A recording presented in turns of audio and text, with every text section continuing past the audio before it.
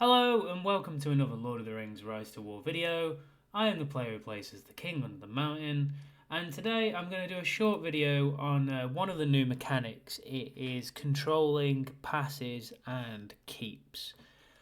So for those of you who haven't been playing lately, there has been a slight adjustment to this whereby if you want to own a pass, you have to have a Fellowship Fort next to it. Or within range. So what they have done is they have taken down the range of a Fellowship Fortress to about 15 tiles, so you can't kind of just spam your way across the map as well, which I think is quite a good adjustment, to be honest. And they've now said that you can only build Fellowship Forts on top of Mysterious Springs. So near all the passes, like so. This doesn't apply to tunnels, by the way. Tunnels you can still occupy as you always did. As long as you have range to it, it'll occupy. But now there are Mysterious Springs, and they tend to be two of them within range of a pass, because then if there are two fellowships in a kingdom, you can both have a fell fort, and you can kind of take the pass. Generally, as well, in a lot of cases, there are two fellowship forts on the other side of the pass as well, so you could actually have a contested pass. So let's go to here, for example. At this pass here, there is a spring this side and a spring this side. And there is a spring this side, which we've built the fortress on, which we use to take this pass. And a spring here. So if you're in a kingdom, or if you are in a sort of faction with two fellowships, there is an option for both of you to get there. You do, I believe this changed a few nights ago because it was a bit of a strange mechanic to start with, and then we noticed that one of the other kingdoms managed to actually do this. So before I sort of go into it, I'll sort of go to it as it is now. Only one of you needs a fellowship fortress within range of the pass for it to for you to be able to both try and attack it and occupy it. So that was just kind of point one. On that and how that mechanic works. It's the same with keeps. So this morning we have taken Ridersburg. And again, with the keeps, you have to have a Fellowship Fortress within range.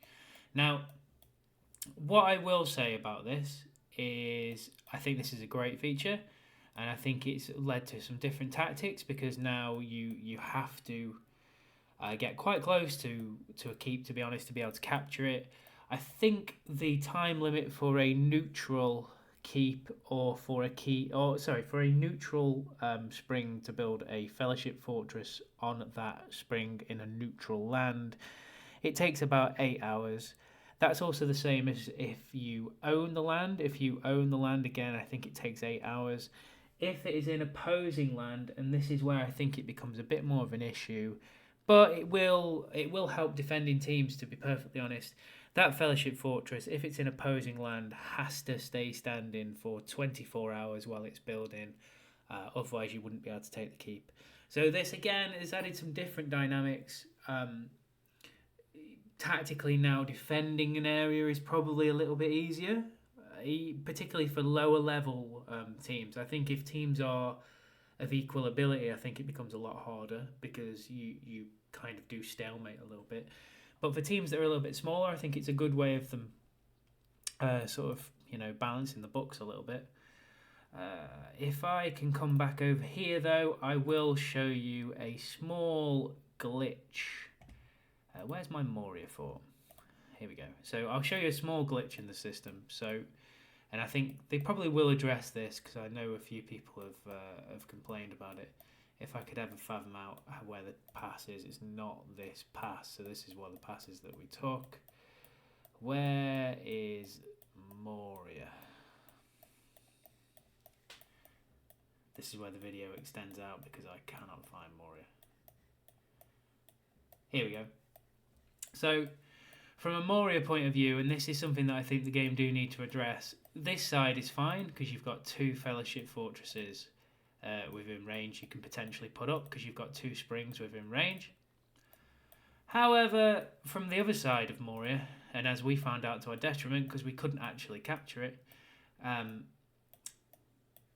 linked to this tunnel here, this spring is actually out of range of Moria.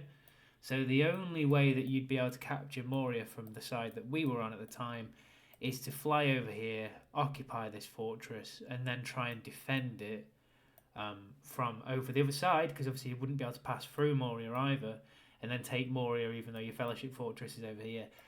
I'm sure they'll address this by probably taking a chunk out of this mountain range here, I guess, because if this spring was, say, here, it would be within 15 tiles of the keep, and you'd be able to take it from both sides.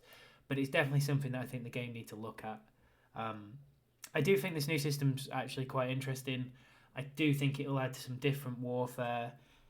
If you have dropped the game recently and you're looking to pick it back up, or you're just wondering how it's getting on, there's been a lot of changes since the start of 2.0 to now. I do think the game's becoming a lot more playable again. The new fort system's also very good that they've introduced. Tile occupation, not so good, but that'll be in a different video. So for the sake of this one, I just wanted to touch on the new mechanics of how you occupy passes and keeps. So that is about everything for this one. Just as a small sort of note to people, I am still after some subscribers because I have been offered a place as being a fearless pioneer. A few more subscribers and I can do that. It will really help with the content I can produce and the time I can put into the game for people, and hopefully make some more informative videos. The other thing that they have given me is a top-up link, pretty much like every other content creator. I appreciate some people are not spending in the game. But if you are and you pay for through the website, which in a lot of cases is actually probably 75-80% of the in-game purchases, depending on what currency you buy in, it does help the channel a little bit, and I will be using that sort of funding to probably buy a few Mathams, but also doing some giveaways to help the channel grow and sort of give back to the community for the support it's given to me. So that was everything for this video. Thanks for your time listening, and as always, always follow your nose.